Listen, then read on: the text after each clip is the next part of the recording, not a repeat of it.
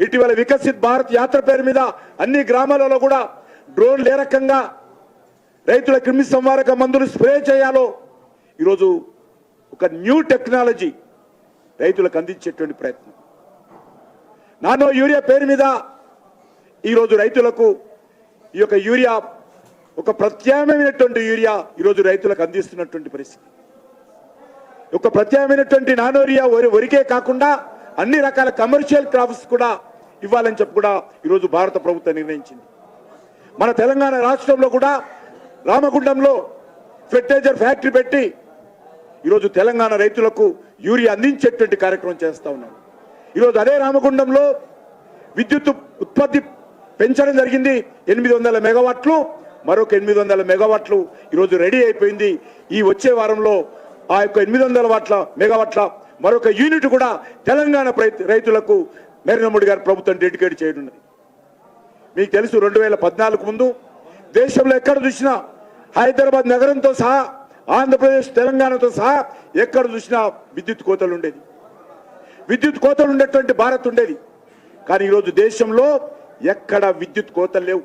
అది వ్యవసాయ రంగాన్ని కానీ, వాణిజ్య రంగాన్ని కానీ, పారిశ్రామిక రంగాన్ని కానీ, లేకపోతే డొమెస్టిక్ రంగాన్ని కానీ, అన్ని రంగాలలో కూడా విద్యుత్ కోతలు లేనటువంటి నూతన భారతాన్ని నరేంద్ర మోడీ గారు గత 9.5 సంవత్సరాలుగా తీర్చిదిద్దారనే విషయాన్ని మనం చేస్తా ఉన్నాం. అంతేకాదు గతంలో నరేంద్ర మోడీ గారు రాకముందు ఎక్కడ చూసినా బాంబు పేలులు, ఎక్కడ చూసినా ఆర్డిఎక్స్ పేలుళ్ళు, AK-47లు, మత కళాలు, పాకిస్తాన్ ఐఎస్ఐ యొక్క యాక్టివిటీస్. ఈరోజు ఎక్కడ కూడా పాకిస్తాన్ ఐఎస్ఐ యాక్టివిటీ లేదు. ఉక్కు పాదంతో పాకిస్తాన్ యొక్క ఐఎస్ఐ యాక్టివిటీని అణిచివేయడం జరిగింది. దేశంలో మత కళాలు లేవు, ఉగ్రవాద కార్యక్రమాలు లేవు, ఆర్డిఎక్స్ లేవు, AK-47లు లేవు. ఈరోజు దేశంలో పూర్తి స్థాయిలో దేశ ప్రజలందరూ కూడా నా దేశం అభివృద్ధి జరుగుతున్నది, జరగాల్సిన అవసరం ఉంది. ఈరోజు నరేంద్ర మోడీ గారు చెప్పారు 2047లో ఈ వచ్చే 25 సంవత్సరాలు మన దేశానికి అమృత కాలము. దేశంలో యువ జనాభా ఎక్కువ ఉంది.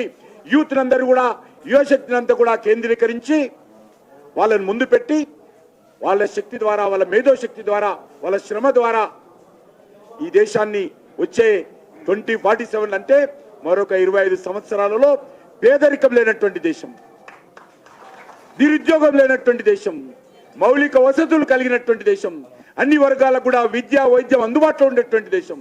ప్రపంచంలో భారతదేశం ఒక విశ్వగురు స్థానంలో వెళ్లే విధంగా ఒక డెవలప్డ్ కంట్రీగా, అభివృద్ధి చెందిన దేశంగా 2047లో ముందుకు తీసుకెళ్లాలనేటువంటి ఒక లక్ష్యాన్ని దేశ ప్రజల ముందు పెట్టడం జరిగింది. దేశ ప్రజల మద్దతు కూడగట్టున్నాడు నరేంద్ర మోడీ గారి ప్రభుత్వము. 2047లో వికసిత్ భారత్, అభివృద్ధి చెందిన దేశం, డెవలప్డ్ కంట్రీగా ఈ దేశం ఎదగాలనేటువంటి ఆలోచనతో ఈరోజు అన్ని వర్గాల ప్రజలను కూడగడతా ఉన్నాం.